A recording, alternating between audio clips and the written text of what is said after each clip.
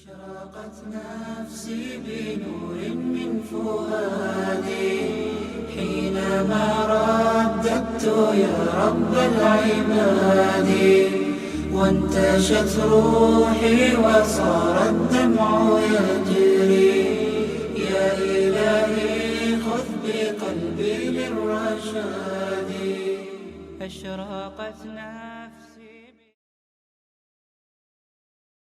Bakara suresi 149. ayetten başlayıp okuyayım inşallah. Bismillah, elhamdülillah, ve salatu ve selam ala Resulillah ve ala alihi ve sahbihi ecma'in. Rabbi şirahli sadri ve yessirli emri ve ahlul uqdeten min lisani yefkahu kavli. Amma ba'd, selamu aleyküm ve rahmetullahi ve berekatuhu. Tövende diktanlağa İbn Kesir rahimahullah'ın Kur'an-ı Kerim tefsiri, Uygurca tefsir tercümesinin Bakara suresi 149. ayetinden başlayıp devamlaştırıp okuyayım inşallah. Ba'da euzu billahi mineşşeytanirracim. Qayerden seferge çıkmagın namazında yüzünü Mescid-i Haram yani Kabe tarafga qilgan. Bu hakikaten Rabbin tarafından kelgan haqiqatdir. Allah sizlarning qilmishinglardan g'ofil emasdir. Kishilar, ya'ni Yahudilar va mushriklarga sizlarga qarshi dalil isbot bo'lmasligi uchun ey Muhammad sallallohu alayhi vasallam safar qilishga qayerdan chiqmagan namozingda yuzingni Masjid-i Haram tarafga qilgan. Ey mu'minlar, sizlarmi qayerda bo'lmanglar, namozinglarda yuzinglarni Masjid-i Haram tarafga qilinglar. Faqat ularning ichidagi zulm qilg'uvchilarla qiblaning o'zgartirilganligini sizlarga qarshi dalil qilib oladi. Ular, ya'ni zolimlardan qo'rqmanglar. Mening amrimni tutish bilan mendan qo'rqinglar. Qiblani o'zgartirishga amr qilishim sizlarga bergan ne'matimni kamolatga yetkazishim uchun va to'g'ri yo'lda bo'lishinglar uchundir. Qiblaning o'zgartirilganligi haqidagi so'zning 3 qitim takrorlanishining sababi. Bu Alloh taolaning ziminining hamma tarafidan haram masjidiga yuz keltirishga qilgan 3-qitimlik buyrug'i bo'lib, bular bir-biriga butunlay bog'lanishlik bo'lganligi uchun Alloh taolo ko'p qitim takrorlagan. Alloh taolo birinchi qitimida mundaq deydi: Biz sening Ka'ba qiblang bo'lishini tilab, qayta osmonga qaraganligingni ko'rib turyapmiz. Seni cho'qim sen yoqtiradigan qiblaga yuzlantiramiz. Namozda yuzingni Masjid-i Haram tarafga qilgin. Ey mu'minlar, qayerda bo'lmanglar, namozda yuzinglarni Masjid-i Haram tarafga qilinglar. Haqiqatan kitob berilgan, ya'ni Yahudilar va Nasaralar buning, ya'ni qiblaning Ka'baga o'zgartirishining Rabbi tarafidan kelgan haqiqat ekanligini cho'qim biladi. Allah ularning qilmishidan g'ofil emas.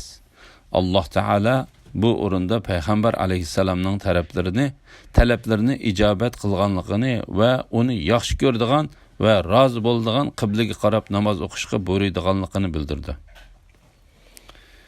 Ikkinchi qitim qiblaga yuz keltirishga buyurib mundaq dedi: Qayerdan safarga chiqmagan namozingda yuzingni Masjid-i Haram tarafga, ya'ni Kabe tarafga qilgan. Bu haqiqatan Rabbing tarafidan kelgan haqiqatdir.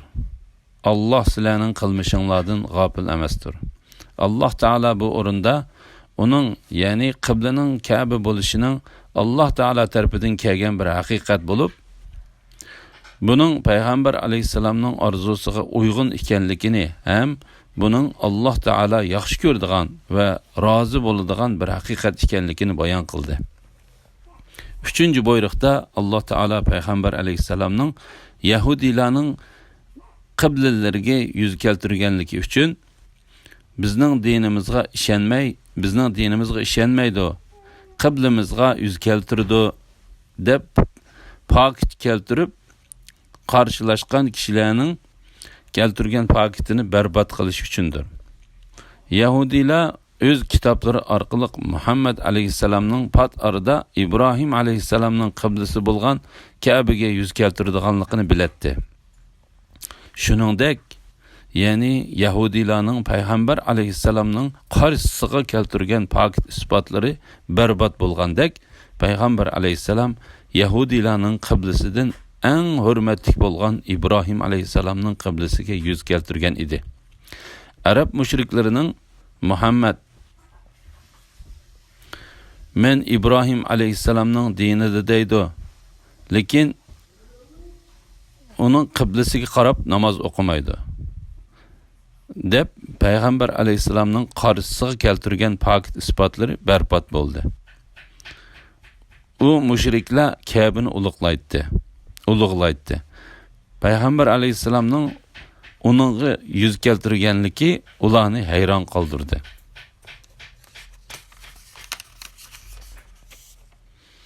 Qiblaning o'zgarishining hikmati. Kishilar, ya'ni Yahudilar va mushriklarga sizlarga qarshi dalil isbot bo'lmaslik uchun, ya'ni ahli kitob Ka'baga yuz keltirishning bu ummatning bir sifati ekanligini biladi. Payg'ambar alayhissalomning ummati o'zlarining bu sifatini yo'qotib qo'ygan bo'lsa, ahli kitob musulmonlarning qarshisiga pokit keltirish mumkin edi. Shunga Allah ahli kitobning Baytul Muqaddasga yuz keltirishda musulmonlarning o'ziga o'xshash qilishini musulmonlarga qarshi pokit sifatida keltirmasligi uchun musulmonlarni Ka'baga yuz keltirishga buyurdi. Faqat ularning ichidagi zulm qilguvchilar qiblaning o'zgarganligini sizlarga qarshi dalil qilib oladi. Ya'ni Quraysh mushriklarining ba'zisi o'rinsiz pokitlarni keltirib, bu kishi, ya'ni payg'ambar alayhisalom o'zini Ibrohim alayhisalomning dinida deb gumon qiladi. Agar uning Baytul Muqaddas tarafga yuz keltirganligi İbrahim alayhisalomning dinida bo'lgan bo'lsa, Muhammad uningdan yanmaydi, deydi. Yuz keltirishni tanladi. Buningga beriladigan javob shu. Allah Taala uningga birinchi qitim hikmat uchun Baytul Muqaddasga yuz keltirishni tanladi. Muhammad alayhisalom bu ishda Robbiga bo'ysundi. Ondan uni İbrahim alayhisalomning qiblasi bo'lgan Ka'baga yuz keltirishga buyurdi. U yana Alloh Taolaning buyrug'iga bo'ysundi. U har qanday ahvolda Alloh Taolaga bo'ysunguchidir. U Alloh Taolaning buyrug'idan qilchimi bosh tartqini yo'q. Uning ummatimi ham shundoq. Ular, ya'ni zolimlardan qo'rqmanglar. Mening amrimni tutish bilan mendan qo'rqinglar. Ya'ni sizlar zolimlarning, ya'ni mushriklarning keltirgan gumonlaridan qo'rqib qolmanglar. Sizlar mendan qo'rqinglar, chunki Alloh Taolo ularning qo'rqishiga loyiq zotdir. Qiblani o'zgartirishga amr qilishim sizlarga bergan ne'matimni kamolatga yetkazishim uchun, ya'ni qiblani Ka'baga o'zgartishim shu orqali sizlarga belgilangan shariatning hamma tarafdan to'liqlanishi va sizlarga bergan ne'matning butunlashishi uchundir. Va to'g'ri yo'lda bo'lishinglar uchundir. Ya'ni sizlarni boshqa ummatlarni boshlamagan narsaga Ka'baga sizlarni boshlab, uningga xos qildim. Shuning uchun bu ummat barliq ummatlarning eng yaxshisidir. Shuningdek, ya'ni sizlarga bergan ne'matimni kamolatga yetkazgunimdek, o'z ishinglardan sizlarga bizning oyatlarimizni tilovat qilib beradigan, sizlarni mushriklik va gunohdan pok qiladigan, sizlarga kitobni, ya'ni Qur'onni va hikmatni, ya'ni diniy ahkomlarni o'rgatadigan, sizlarga bilmaganinglarni bildiradigan bir payg'ambar avatdiq. Meni taat ibodat bilan yod etinglar. Meni yod etsanglar, menmi sizlarni savob berish bilan, mag'firat qilish bilan yod etaman. Menga shukr qilinglar, noshukrlik qilmanglar. Muhammad alayhissalomning payg'ambar bo'lib kelishining Alloh taologa shukr etishni vojib qiladigan katta bir ne'mat ekanligi. Alloh taolo bu oyatda mu'min bandalarga Alloh taolaning oyatlarini ochiq qilib tushuntiradigan, ularni nachar axloq, yomon niyat va islom kelishdan burunqi zamonning qiliqlaridan pokizlaydigan, ozg'unliqlardan to'g'ri yo'lga boshlaydigan, Qur'on hadisni va o'z vaqtida ular bilmagan nurg'un narsani bildiradigan payg'ambarni avatish orqali ularga bergan ne'matlarini eslatadi. Mu'minlar islom kelishdan burun nadan edi. Payg'ambar alayhissalomga berilgan hidoyatning sharofati bilan avliyo va olimlik holatiga yetdi. Ondan ular eng bilimlik, eng yaxshi, eng samimiy va eng rostchil kishilardan bo'ldi. Alloh taolo bu haqda mundaq deydi: Alloh mu'minlarga Allohning oyatlarini tilovat qiladigan, ularni gunohlardan pok qiladigan, ularga kitobni va hikmatni, ya'ni Qur'on bilan sunnatni o'rgatadigan, o'zlaridan bo'lgan bir payg'ambar avatib, ularga cho'ng ihson qildi. Halbuki ular burun ochiq gumrohlikda edi. Alloh taolo bu ne'matning payg'ambar avatish orqali berilgan ne'matning qadrini bilmagan kishiga koyib mundaq deydi: Allohning bergan ne'matiga kufrlik qilgan va o'z qavmini ozdirish bilan halokat mavqasiga tushib qo'yganlarni ko'midingmi? Va o'z qavmini ozdirish bilan halokat mavqasiga tushib qo'yganlarni ko'midingmi? İbn Abbas mundaq deydi: bu yerdagi Alloh taolaning ne'mati degan so'zdan payg'ambar alayhissalom ko'zi tutildi. Shunga Alloh taolo mu'minlarni bu ne'matni tonib yetishga va uning uchun Alloh taolaga shukr etishga rag'batlantirib mundaq deydi: meni taat ibodat bilan yod etinglar. Meni yod etsanglar, men sizlarni savob berish bilan, mag'firat qilish bilan yod etaman. Bana şükür qılinglar, noshukirlik qilmanglar. Hasan Basri bu oyatning ma'nosi haqida: sizlar meni men sizlarga farz qilgan narsani bijo keltirish orqali aslanglar. Menmi sizlarga va'da qilgan narsalarni berish orqali aslayman deganlik bo'ladi dedi. Hadis Qudusda Alloh taolaning mundaq deganligini bayon qildi: kimki meni ko'nglida yod etsa, men uni ko'nglimda yod etaman. Meni bir turkum kishilarning ichida turib zikr qilsa, men uni ulardan yaxshiroq kishilarning ichida zikr qilaman. İmam Ahmad Anas radhiyallohu anhudan payg'ambar alayhissalomning mundaq deganligini rivoyat qildi: Alloh taolo mundaq deydi: ey odamning bolasi, sen meni ko'nglingda yod etsang, men seni ko'nglimda yod etaman.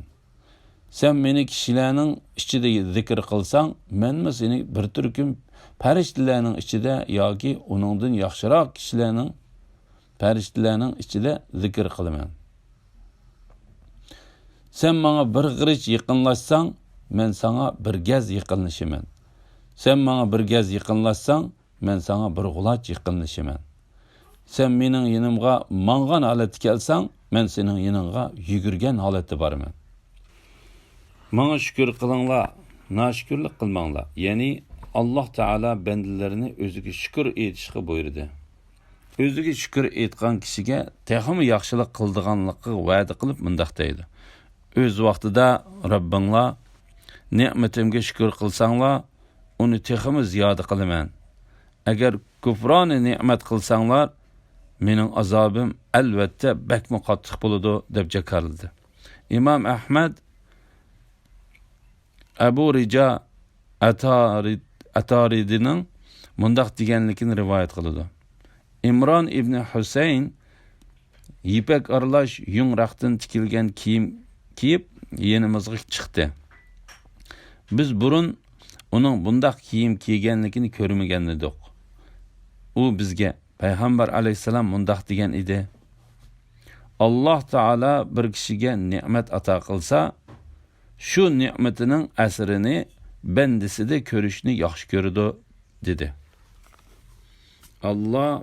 Alloh Taala bir kishiga ne'mat ato qilsa, shu ne'matining asrini bandisida ko'rishni yaxshi ko'rdi dedi. Ey mu'minlar, sabr orqali va namoz orqali yordam tilanglar. Allah haqiqatan sabr qilguvchilar bilan birgadir. Allohning yo'lida o'ldirilganlarni, ya'ni shahidlarni o'lik demanglar. Balki ular tirikdir. Lekin sizlar buni sezmaysizlar. Sabr qilish va namoz o'qishning fazilati. Alloh Taala bergan ne'matlarga shukr etishga buyurib bo'lgandan keyin sabrni bayon qilib, sabr va namoz bilan yordam tilashga buyurdi. Chunki banda ne'matning ichida yashaydi, uningga shukr qiladi, yoki jafo mushaqqatning ichida yashaydi, uningga sabr qiladi. Payg'ambar alayhisalom bu vaqtda mundaq deydi: Mu'minning ishi kishini to'lima ajablantirdi. Alloh Taala uningga qandoq bir ish bilan hukm qilsa, u mu'min uchun yaxshilik hisoblanadi. Uningga xushallik kelsa, shukr etadi. Bu uning uchun yaxshidir. Uningga bir yomonlik yetib qolsa, sabr qiladi. Sabr qilganligi uning uchun yaxshidir. Alloh Taala kelgan musibatlarni ko'tarishga eng yaxshi yordamchi bo'ladigan narsaning sabr bilan namoz ekanligini o'zining sabr qilish, namoz o'qish orqali Allohdan yordam tilanglar. Namoz Allohdan qo'rquvchilar, ya'ni kamtarlik bilan Allohga bo'ysunuvchilardan boshqalarga haqiqatan mushaqqatli ishdir degan oyatida bayon qildi. Sabr bir necha xil bo'ladi. Birinchisi, harom va gunoh ishlarni qilmaslik yo'lida kelgan jafo mushaqqatlarga sabr qilishdir. Ikkinchi, amal ibodat qilishning yo'lida chekkan jafo mushaqqatlarga sabr qilish. Bu sabrning savobi yuqori bo'ladi. Uchinchisi, kelgan baloyi qazolarga sabr qilish bo'lib, bu xuddi kamchiliklardan mag'firat tilaganga o'xshash vojibdir. Abdurrahman ibn Aslam bu vaqtda mundaq deydi: Sabr ikki turlik bo'ladi. Birinchisi, Alloh Taala yaxshi ko'radigan narsaning amal ibodatning yo'lida mushkullikka duch kelsimi sabr qilish. Ikkinchisi, Alloh Taala yomon ko'radigan narsa, ya'ni yomon ishlarni tashlash yo'lida chekkan jafo mushaqqatlarda u yomon ishlarni qilishga ko'ngil tortsimi sabr qilish.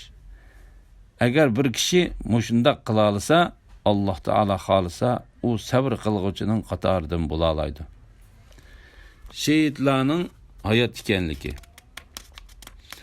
Allohning yo'lida o'ldirilganlarni, ya'ni shahidlarni o'lik demanglar. Balki ular tirikdir. Ya'ni Alloh Taala shahidlar o'lgandan keyin qiyomatgacha bo'lgan orliqda Alloh Taala tarafidan rizq berilib tirik yashaydi deb xabar berdi. Imom Muslim rivoyat qilgan hadisda Payg'ambar alayhisalom mundaq deydi: Shubhisizki, shahidlarning jonlari jannatning ichida xohlagan yerga uchib yuradigan yeshil qushning po'kinida bo'ladi. U qush arshining ostidagi esib qo'yilgan panus chiroqlarga kelib qo'nadi.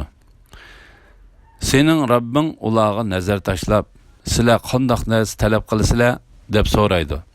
Ular: Ey Rabbimiz, sening maxluqotlaringning ichidan hech kimga bermagan narsani bizga bergan tursang, ya'ni nima talab qilamiz, ya'ni nima talab qilarmiz deb javob berdi. Alloh Taala bu savolni ularga qaytib qo'ydi. Ular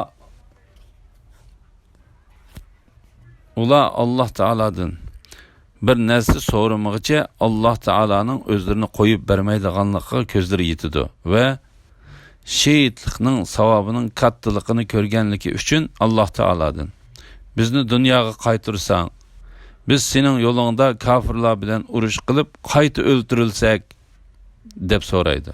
Alloh Taala ularga: men ularning, ya'ni shahidlarning dunyoga qaytmasligini putib etgan edim deb javob berdi. İmam Ahmad Peygamber aleyhisselamның mundaq deganligini rivoyat qildi. Mu'minlarning ruhi qiyomat kuni Alloh taolo tarafidan o'z jismiga qaytarilguncha jannat daraxtlariga qo'nib yuradigan bir qushning suratida bo'ladi. Biz sizlarni bir oz qo'rqinish bilan, bir oz qahatchilik bilan va mollaringlarga, jonlaringlarga, bolaringlarga, ziroatlaringlarga yetadigan ziyon bilan cho'qim sinaymiz. Beshiga kelgan musibat, ziyon zahmatlarga, sabr qilguvchilarga jannat bilan xo'sh xabar bergin. Ularga biror musibat kelgan chaqda, ular biz albatta Allohning igdorchiligidamiz. Ya'ni Allohning bandalarimiz. Cho'qim Allohning dargohiga qaytamiz deydi. Ana shular Rabbining mag'firati va rahmatiga erishkichilardir. Ana shular hidoyat topquchilardir. Mu'min sinoqqa duch kelib, sabr qilish orqali savobga erishadi. Alloh taolo bu oyatda o'zining bandalarini sinaydiganligidan xabar berdi. Alloh taolo bu vaqtda mundaq deydi: biz sizlarni albatta jihodga amr qilish va mushaqqatli ishlarga taklif qilish bilan sinaymiz. Toki sizlarning ichinglardan Allohning yo'lida jihod qilguvchilarni va jihodning mushaqqatlariga chidashlik berguvchilarni bilganga sirlaringlardan voqif bo'lgan qadar. Alloh taolo bir qitim xo'shallik yetkazish, bir qitim qo'rqinch va ocharchilik orqali qiyinchilik yetkazish bilan sinaydi. Alloh taolo bu vaqtda mundaq deydi: Alloh ularga qilmishlari tufaylidan ochliqning va qo'rqinchning amalini tetitdi. Alloh ularga qilmishlari tufaylidan ochliqning va qo'rqinchning alamini tetitdi. Biz sizlarni bir oz qo'rqinish bilan, bir oz qahatchilik bilan va mollaringlarga, ya'ni uning ba'zisini yo'qotib etish bilan, jonlaringlarga, bolalaringlarga, yaqinlari, urug' tuqqanlari va do'st birodarlarining o'lib ketishi bilan, ziroatlaringlarga, ya'ni bog'larning va ziroatlarning kerimini kamaytirish bilan sinaydi. Beshiga kelgan musibat, ziyon zahmatlarga, sabr qilguvchilarga jannat bilan xo'sh xabar bergan. Ondan Alloh taolo o'zining rahmatiga erishgan sabr qilguvchilarning qanday kishi ekanligini bayon qilib mundaq deydi: ularga bir musibat kelgan chaqda, ya'ni ular o'zlariga kelgan musibatdan o'zlarining biz albatta Allohning igdorchiligidamiz, ya'ni Allohning bandalarimiz, cho'qim Allohning dargohiga qaytamiz degan so'zlar bilan tasalli topdi va ular o'zlarining Alloh taolaning ilkida ekanligini, Alloh taolaning bandalariga xolig'ini iroda qildiganligini, qiyomat kuni Alloh taolaning oldida zarra chog'liq narsaning bekor ketmaydiganligini bildi. Buning sababi ular o'zlarining Alloh taolaning bandasi ekanligini va qiyomat kuni Alloh taolaning tarafiga qaytadiganligini tunib yetganligidandir. Shunga Alloh taolo ularga bergan ne'matini xabar qilib mundaq deydi: ana shular Robbining mag'firati va rahmatiga erishkichilardir. Ya'ni bu Alloh taoladan ularga bo'lgan rahmat va madhiyadir. Said ibn Jubayr bu oyatning ma'nosi haqida mundaq deydi: ya'ni ular azobdan xotirjam bo'lg'uchilardir. Ana shular hidoyat topquchilardir. Musibat yetganda biz albatta Allohning igdorchiligidamiz, cho'qim Allohning dargohiga qaytamiz deyishning fazilati. Musibat kelganda biz albatta Allohning igdorchiligidamiz, ya'ni Allohning bandalarimiz, cho'qim Allohning dargohiga qaytamiz deyishning sababi to'g'riliq nurg'unlagan hadislar keldi. Bu hadislarning ichida Imom Ahmadning Salama radhiyallohu anhadan rivoyat qilgan hadisi bor. Bir kuni Abu Salama radiyallohu anhu payg'ambar alayhissalomning yonidan qaytib kelib, men payg'ambar alayhissalomdan musulmonlarning ichidan birisiga musibat yetganda, biz albatta Allohning iqtidorchiligidamiz, ya'ni Allohning bandalarimiz. Cho'qim Allohning dargohiga qaytamiz deb bo'lib, orqadan ey Alloh, menga kelgan musibat uchun ajr va uning o'rniga yaxshilik ato qilgan deb tilasa, tilginini berildi deganligini angladim deb dedi. Salama radiyallohu anha mundaq deydi. Men yo'ldishimdan shu duoni yod ilib oldim. Yo'ldishim vafot bo'lganda biz albatta Allohning iqtidorchiligidamiz, ya'ni Allohning bandalarimiz. Cho'qim Allohning dargohiga qaytamiz deb ondan yuqoridagi duoni o'qidim. Ondan menga Abu Salama radiyallohu anhudan yaxshi birsini bergin deb duo qildim. Men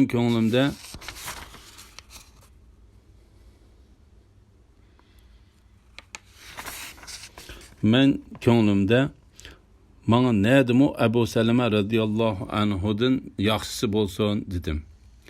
Editim to'shqan kunlarda teri ashlavatdim. Payg'ambar alayhissalom uyinga kirishga izni so'radi. Men qo'limdagi teri ashlaydigan dorini yuyib etib, uningga kirishga ruxsat berdim. Payg'ambar alayhissalom kirganda uningga ichiga quruq o'tchib chiqib tikilgan teri ko'pini selib berdim.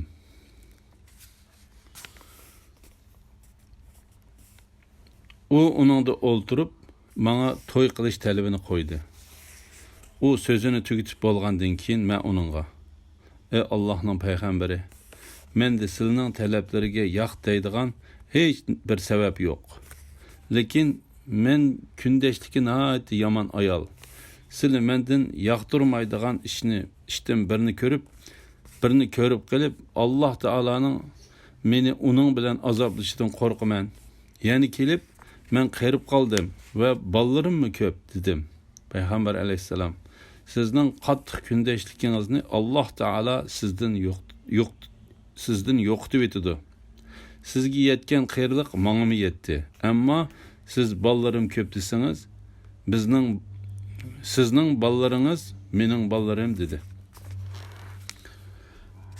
Salama yana mundaq deydi: "Men o'zimni payg'ambar alayhissalomga topshirib, uningga yotliq bo'ldim. Allohning payg'ambari Muhammad alayhissalomni menga yo'ldosh qilib berish, Allohning payg'ambari Muhammad alayhissalomni menga yo'ldosh qilib berishi mening burunqi yo'ldashim o'lib ketgandan keyin uningdanmi yaxshisini bergan ne'matidir." Alhamdulillah, Alloh shukrlar bo'lsin. Shuning bilan Baqara surasi tafsirining 157-oyatgacha o'qidik. Oxirni keyin qitimda davomli o'qishni davomlashtiramiz inshaalloh. Assalomu alaykum va rahmatullohi va barakatuh.